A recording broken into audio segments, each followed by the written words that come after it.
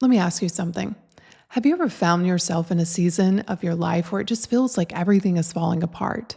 Maybe it's a breakup that you're going through, or you receive a diagnosis, or you're just hitting obstacle after obstacle, and it feels like you just can't overcome it. And you're not even sure of who you are anymore, let alone where you're going.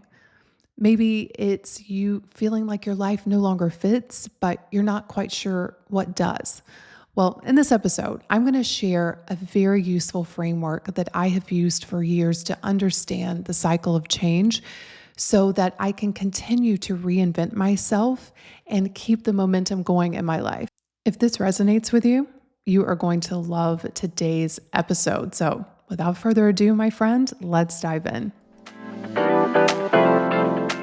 Welcome to the School of Self-Image, where personal development meets style. Here's your hostess, Master Life Coach, Tonya Leigh. Good morning, my friends, or good afternoon, good evening, whenever you're listening to this. I hope things are good. I'm actually up early because my team is in town and we have been meeting for a quarterly retreat. So every 3 months, my leadership team flies in and we have the best time. Talk about joyfully hustling. We play games, we laugh a lot, we go to dinners, we go for walks, but we also get some work done. We spend a day really looking at the last quarter, looking at our own growth, looking at some of our failures, and we recommit, we redecide. These quarterly retreats have been an amazing tool to keep the momentum going because, I talked about it in last week's podcast, but often what happens is, you start the year out and maybe it's you with you thinking about your personal life, or maybe it's you with your team and you set all of these goals. And then without regular touch points, it's easy to get off track. It's easy to let that energy fizzle. And so having these quarterly touch points have been so incredible, so good. Now, let's talk about today's topic. If you are someone and your life is going really well right now, and you are excited and you're on fire and you are ready, then just save this episode for a future time because inevitably you're going to need it. In life, we all have setbacks. It's part of the experience. You can't appreciate the highs without the lows.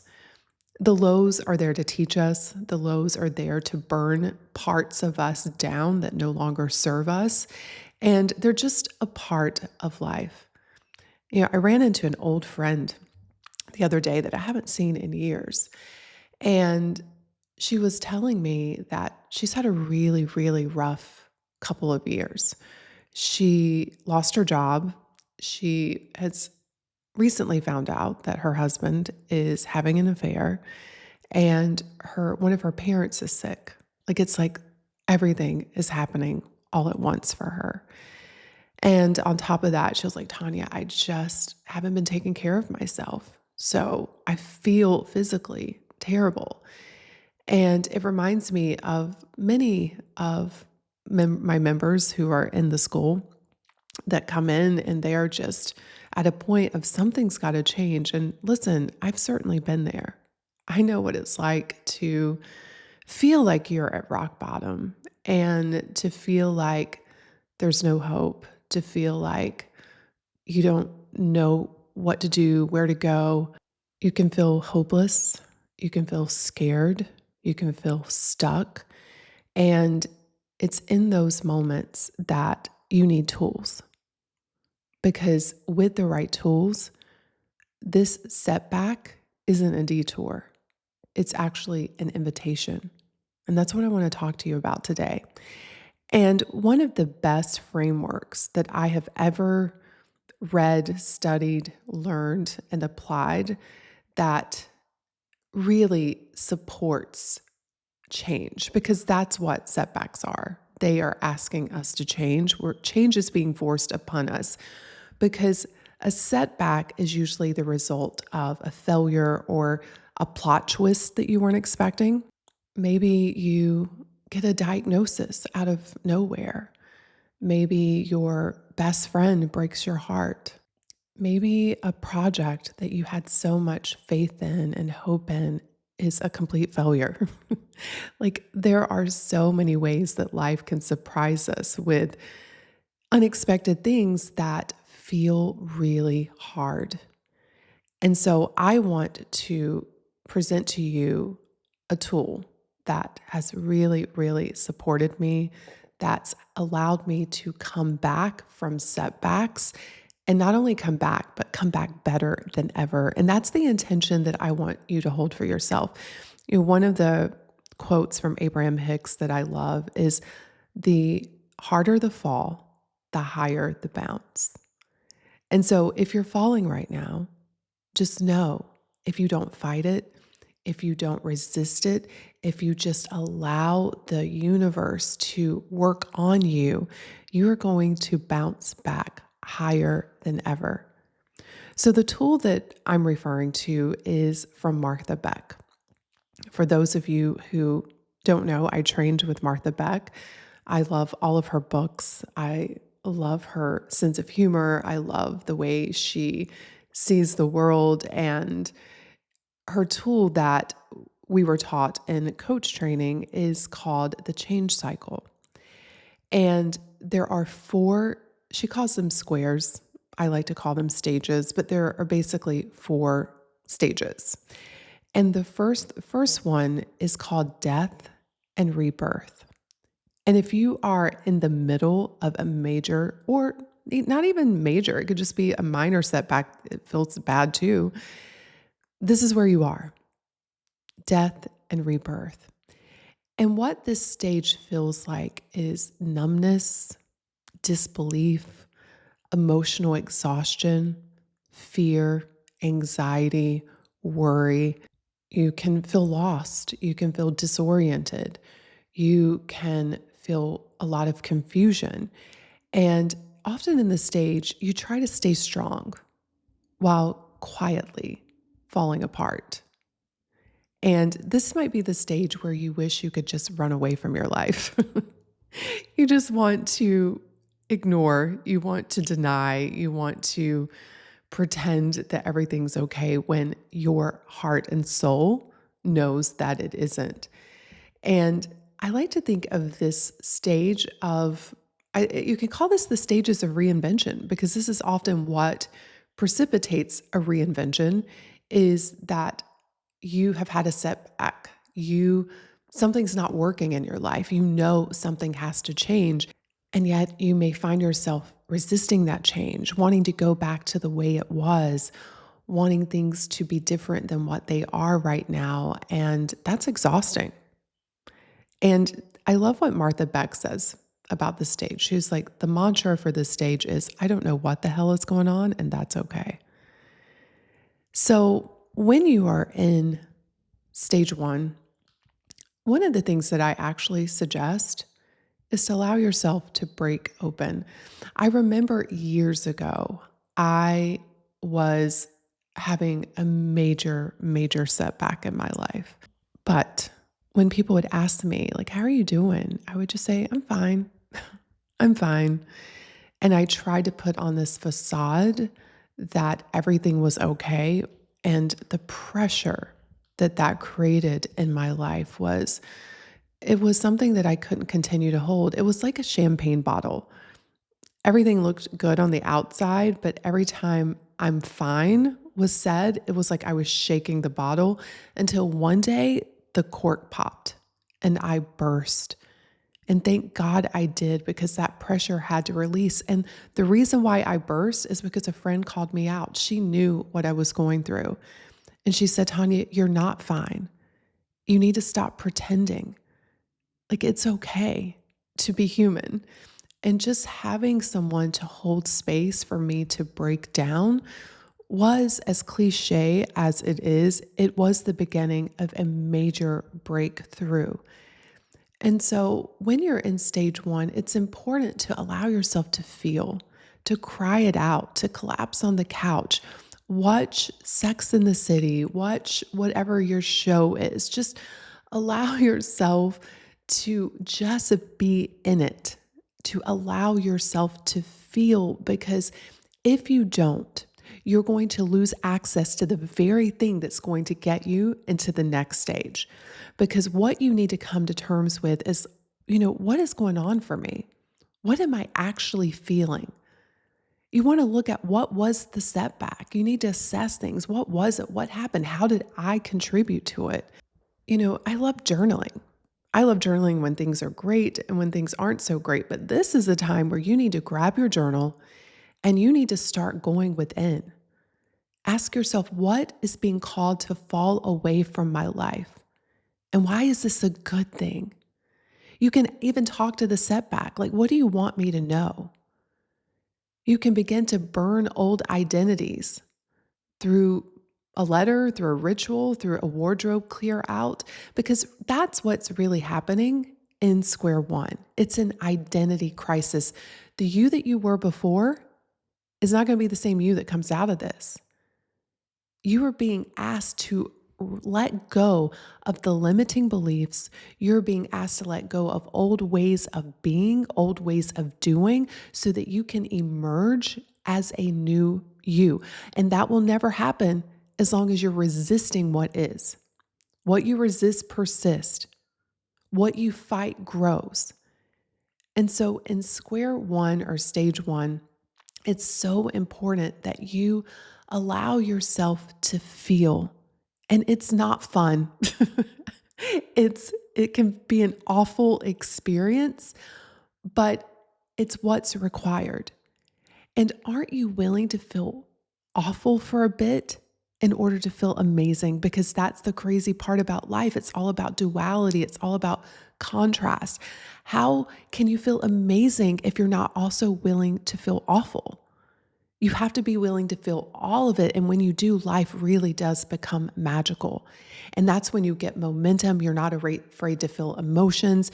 You're not afraid to go within yourself and figure out what is going on right now. Why am I feeling so afraid? Well, maybe you're telling yourself, I don't have what it takes. Why are you feeling so hopeless? Maybe you're telling yourself, I'm never going to find another person like the one that just left. These are all just thoughts, but as long as you resist stage one, as long as you're not willing to feel, you'll never be able to access the thoughts that are holding you back from your comeback.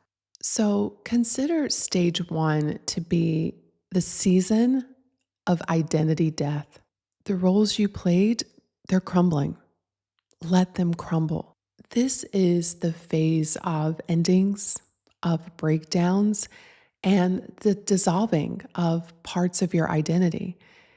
And the reason why this part is often so uncomfortable and scary is that the old life is falling apart and the new life hasn't arrived yet. So there's this void. But it's important to surrender to the unknown rather than resisting it. When your old life is crumbling, whether it's your relationships, your job, your body, your belief system, your identity, your natural instinct will be to grip harder, to hustle for clarity, to fix it, to push away your discomfort. But that only prolongs the pain, because what's actually being asked of you in this moment isn't action, it's surrender. And I want to be clear that surrender is not giving up. It's not losing. It's not becoming passive. It's not admitting failure. I think that's why a lot of people don't want to surrender, because they're like, oh my God, if I surrender to this, then it means nothing will change. Surrender is just letting go of the illusion of control. It's accepting what is right now and creating space for something entirely new to emerge. I like to think of it as like a sacred pause before the next breath. It's the moment of falling before the wings appear. So if you're in square one right now, if you are in the middle of your setback, just surrender to it. Allow yourself to break down, to cry, to be with what is, so that you can then create what can be. And that's when you start easing into square two. And this is such a fun stage. It's called dreaming and scheming. The mantra for this stage is there are no rules, and that's okay. You will know that you are ready for stage two when you start to feel a little bit of possibility, a little bit of relief, a little bit of hope. It's like that feeling when you've cried, maybe had like an all nighter where you just bawled, and you wake up the next day feeling so fresh. Even though your eyes are puffy, it's like you've cried the tears and now you're ready. You're ready to move on. You're ready to finally accept and step into the next part of your life. That's what it feels like. And the mantra for this stage is there are no rules, and that's okay. This is the phase of creative possibility and reinvention. You start to imagine a new life, free from the constraints of your past identity. There are no rules here, just intuition, a lot of experimentation, and vision. This is when I really encourage people to get out, to go try new things, to expose themselves to new possibilities, to begin to switch things up, read different books, listen to different people, go to different restaurants. Place yourself in the world so you can begin to imagine and envision again. Because when you do, you're going to start to have flickers of inspiration, often mixed with some fear. You're going to have this desire to play, to explore, or to rest. And you begin to imagine different versions of your future. So let's say, for example, you've lost your job and it was such a shock. And you spent maybe weeks or maybe months. There is no timeline to this. We all are on our different timelines. But you spent some time in stage one. And now you start to think, okay, I can't stay in stage one forever. I've cried, I've processed, I'm ready. I'm ready now to begin to look at what's possible. And this might be when you start contemplating a whole different career. Maybe you start contemplating going back to school. Maybe you start talking to people and being curious about what do you do? What do you love about your work? What don't you love? You begin to place yourself in the possibility of your dreams and imagining different versions of a potential future. And you also are going to feel vulnerable or unsure if you're allowed to want more. And the answer is you are. That setback happened so that you could release what was holding you back from the next level. This isn't just about more of the same. If you want to have a comeback, don't expect just more of the same. Always approach your life of something better. I love when I envision something, I always say this or something better. Like allow yourself to want for better, to want for more. Don't hold back. This is when I love to have members like write everything that you desire down. Do a desire list. Write it all down.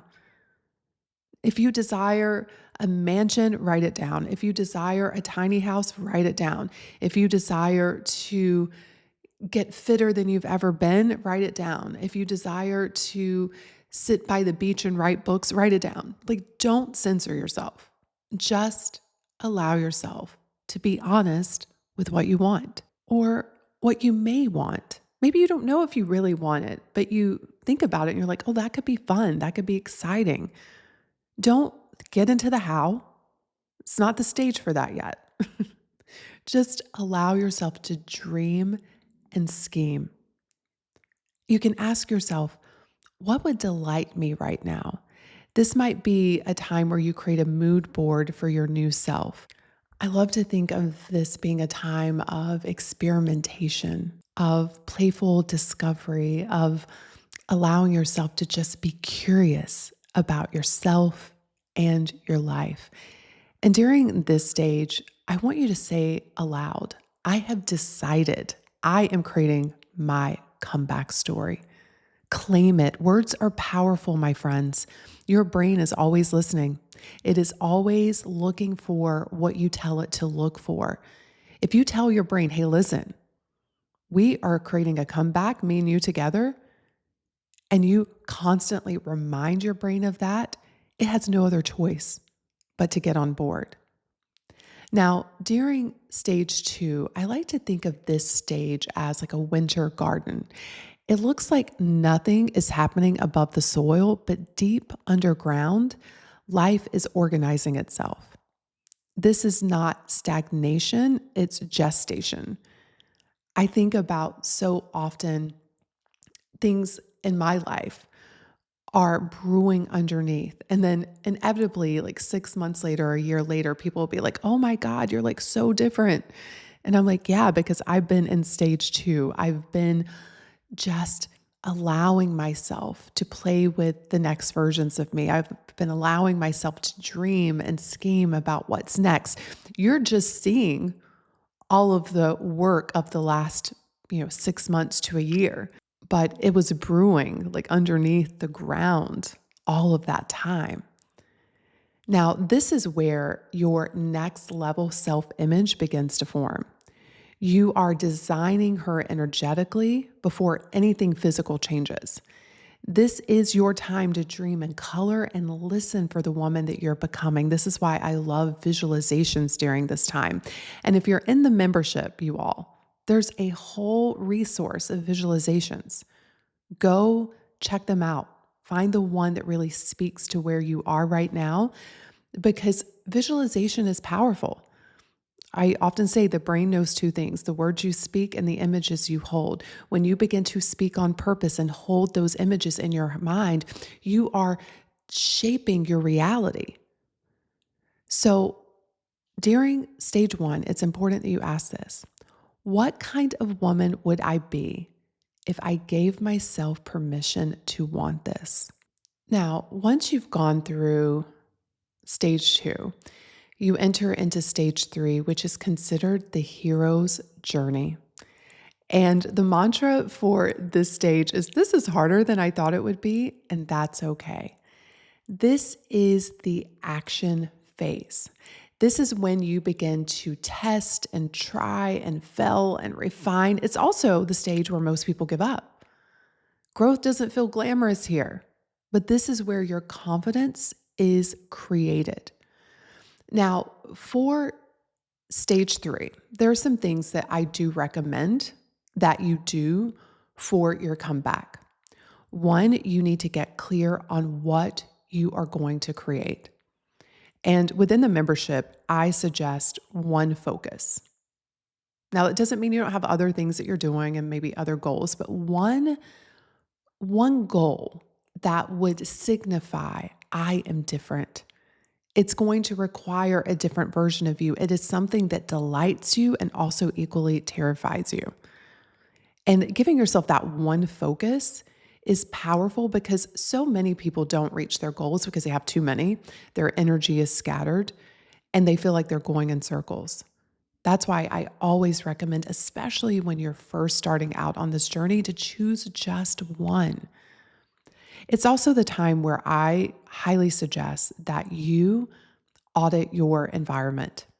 This is when you want to begin to rearrange your environment to reflect back to you who you're becoming, not who you've been. Everything from the people you hang out with, to the clothes that you wear, to the books that you read, to the places that you go.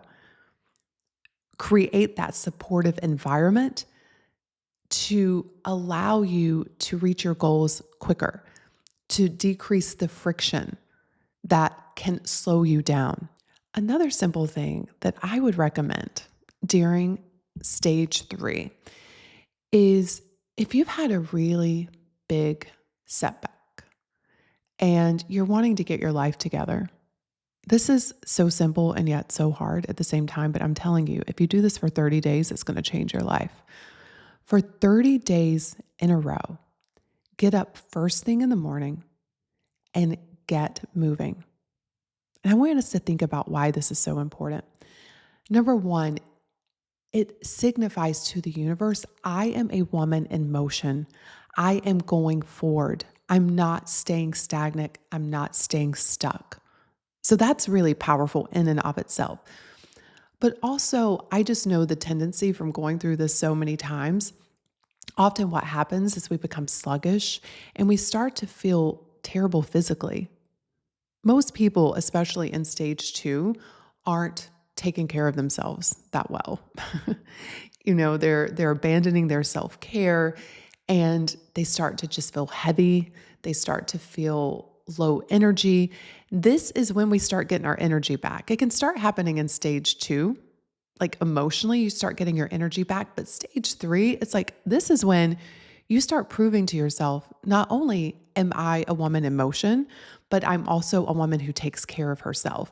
And that can create so much confidence. It can create so much momentum. And I'm telling you all, for 30 days, do this 30 minutes first thing in the morning, get moving, go for walks, go to the gym, just for 30 minutes. It's powerful. Now, in this stage, I want to go ahead and give you a highlight of most likely what's going to happen. You're going to experience imposter syndrome. Why? Because you are catching up with your new identity. I call this the awkward in between, and nothing has gone wrong here. It's part of the process. But you're going to have thoughts like, who am I to do this? You're going to have this belief, most likely, that people are going to find you out. What are they going to find out? That you're changing, that you're not a woman that stays the same. But you're going to have all kinds of thoughts. And when this is happening, the way I like to think of it, it's a battle between the old self and the new self. And if you want the new self to win, you got to feed her, nurture her, stop giving so much time and attention to the old self. Eventually, she's going to go away. But I like to think of it, especially when it comes to self-image work, that this is when you get to practice it until you become it. But when imposter syndrome comes up, just know that this is normal. You're also going to be trying new things and hitting resistance, hitting obstacles. That's also very normal. You may also find yourself overthinking, overanalyzing, comparing your progress. And again, it's all very, very normal. And this is when you need tools. Now, if you're in the membership, do you know what's going to be most supportive of you during stage 3? The self-image studio process and coming to our monthly studio sessions, because this is all about how we create results 30 days at a time. And we address all of this, every single one. It's why our members get such extraordinary results, because we keep the momentum by understanding change and by those regular touch points. It's just like I was talking about at the very beginning of the call with my team, having those quarterly touch points, you keep the momentum going. You don't get bogged down with the BS. You're able to clean it up quickly. Now imagine doing that for your life every 30 days. That's what we do within the membership. So for you, you just want to continuously, it's almost like going back and forth between stage 1, where you're dissolving beliefs, and then stage 2, where, okay, let me dream up of a new scenario. Let me dream up of what's possible. And then back into stage 3, where you're taking action on that. But here's the thing with stage 3, it's like the 5 a.m. club. No one's clapping. You're probably exhausted, but you keep showing up. And that's what creates momentum. You all, I am so convinced that I have created success just because I am stubborn and I am persistent. Maybe it's the Capricorn in me. Also, I love what I do. My why is big, and I didn't even put that in here, but I think that's really important. You need to have a big why. Why do you want to go after this? Why is this so important to you? How is this going to make your life and the world a better place? How is this going to benefit your family? Like whatever you need to discover to really dig deep into that compelling reason, it's important, because if you don't have that big why, it's going to be so easy to give up and just go back to the old self. But when you have that big why, and I think for me, I have truly fallen in love with the process. And I think that's so important. Most people fall in love with the outcome and then they're upset all of the time because the outcome's not here yet. When you fall in love with this process, that's when you show up day after day, even when you're not seeing results yet. Even when it's hard, you just keep showing up because you know that this is just making you better. It's just making you stronger. It's just making you wiser. And that is worth all of it. And so during stage 2, this is when you are taking action. It's repetition, not perfection. And that is what builds your power. This stage is when you are embodying a new identity. It's not just action. It's action coming from a new you, because remember, you started dissolving these beliefs that were holding you back in stage 1. You started dreaming of a new way of being, of a new future, which to create something you've never had, you have to become someone you've never been. So in stage 2, you are taking action as well as embodying a new identity before the world reflects it back. You're becoming her step by step, and you don't need to wait to feel ready. You just need to show up and embody this new energy, feel the discomfort of the awkward in between, and know that if you continue to hold on to this energy, to embody it, to keep showing up, to providing evidence for her, eventually you are going to land in the last stage, which is stage 4, which Martha calls the promised land. This is when you're like, okay, you guys, I made my comeback. And not only have I made my comeback, I am a whole new me. But the interesting part with this stage is there is a mantra that says things are changing and that's okay. Because you don't stay and live in stage 4. I think that's what we all hope for. That's what we envision. We want this perfect future where nothing ever changes, and that's just not life. But again, when you understand this cycle and you have the tools, you know how to move through it with so much more elegance and grace. But things are going to change. You're going to be in stage 2 forever. I think about in business, you can have great years and then things change and you're like, oh my God, I have to reinvent my business. I have to reinvent myself. You can have the best job. You finally get that career and you're like, oh my God, this is great. And then the company decides it's going to shut down. You're like, oh, here we go again.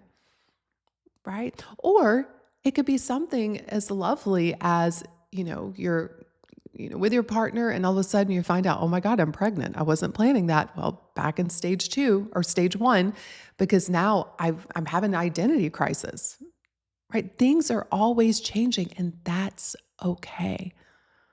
But in stage 4, you have internalized a new self-image. You're no longer trying, it's just who you are. But even here, change continues. So when you're in stage 4, what ends up happening is that there's a new calm, a new confidence. There's a new you. You're a new you on the other side of all of this. You notice that you have let go of old triggers and need for validation. There's this quiet pride in your own growth. So during this stage, this is where you really anchor new rituals, new routines. You might find yourself mentoring others or sharing your story. But here's what's really important in stage 4, that you allow yourself to enjoy it. And that's when I know I have really internalized and have created a new identity. It's like I'm not afraid of going back. I'm not afraid of things falling apart. I'm not afraid of not holding on to what I've created, because that usually means that you've created results from an old identity that's full of lack and fear. It's when you really just relax and you celebrate and you enjoy and you allow yourself to really feel the pride and all that you had to go through to get here. If you're not feeling that yet, it just means you're still in stage 3. You're still in that awkward in between of dreaming and creating, and literally creating a new version of you that maybe you don't quite believe in yet. It doesn't feel completely integrated yet. And that's okay. That takes time, especially if it's something that you have struggled with for a long time. So it means you have a lot of evidence for the old self. It just means you need to create more evidence for the new self. That's all that means. But you'll know you are in stage 4 when you just relax and enjoy and embrace all that you've created, and also knowing that change is going to come again. As I was saying, it's just a part of life. But when that change comes, it'll come to a woman who is different, who knows how to handle it differently because of everything that you went through during this cycle. So, during stage 4, your self image is no longer aspirational. It's embodied, it's normal, it's integrated, it's just who you are. This is where you live in alignment without all of the hustle. Now, a question I often get asked is like, how long does this take? And there is no timeline to your comeback. I've had comebacks that have taken me 2 to 3 years. I've had some comebacks that have taken me less than a month.